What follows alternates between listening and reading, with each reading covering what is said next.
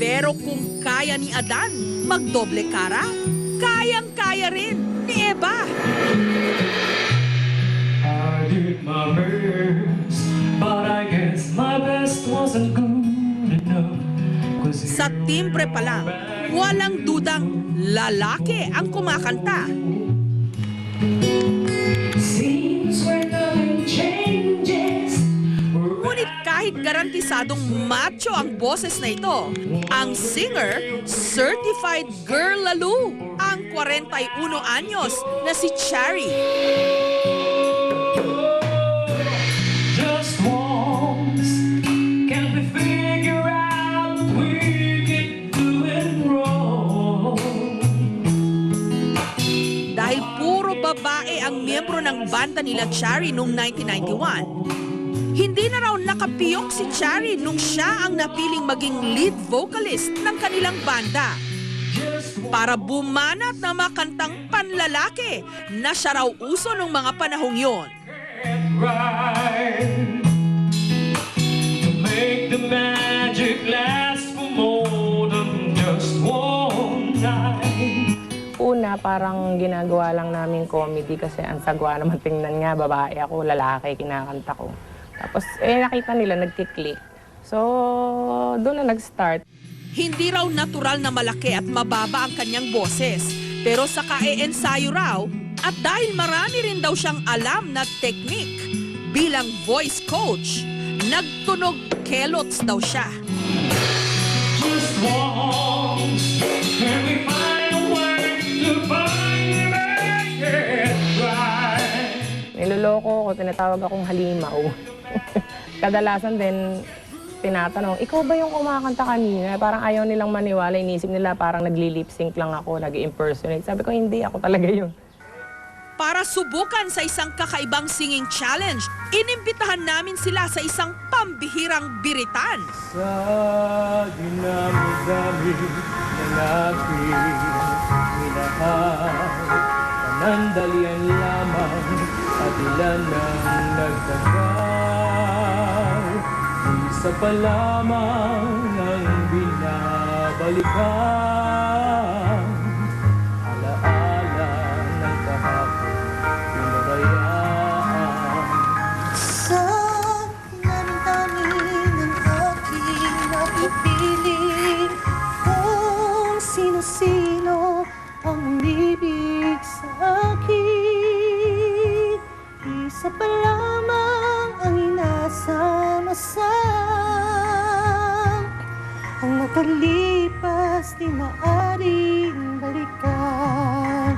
At kahit iba na ang minamahal mo, Sino man ang siyang may-ari ng iyong puso, bawat pangalan, kalaro't kaibigan, isa pa lamang mahal ko ng ganito. isa pa lamang, Isa pa lamang, isa pa lamang, mahal ko ng ganito.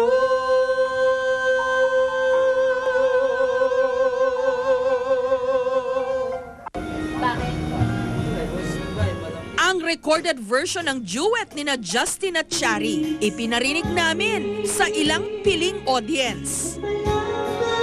Ang hindi nila alam, magdodoble pa pala ang kanilang paghanga kapag natuklasan nila kung sino ang mga nasa likod ng mga ginintuang tinig na ito.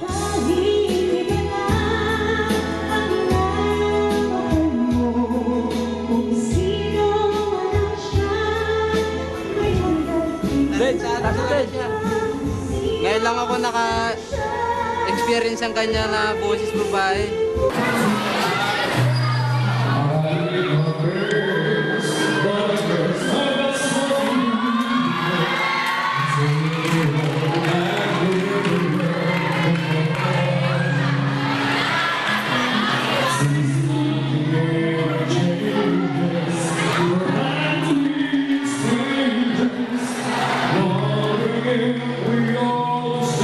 Expected ng babae pala yung kumakanta.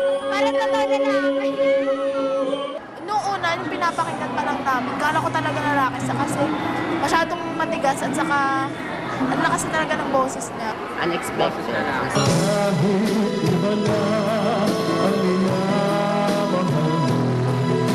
Sino man ang siyang may-ari ng iyong puso. Tama ako, ang mura, ang ganda, ang galing-galing. Kasi yung parang baliktad, yung lalaki naging babae, yung babae naging lalaki. Ang galing-galing, kaka-elibs. Pagdating sa kantahan, maraming beses nang napatunayan ang galing nating mga Pilipino. At kahit iba na ang Gaano man kataas Sino man ang siyang o kababa ang tono, iyong puso. anumang boses ang kailangan. kahit iba na Babae man ang minamahal mo. o lalaki pa, bibirit tayo.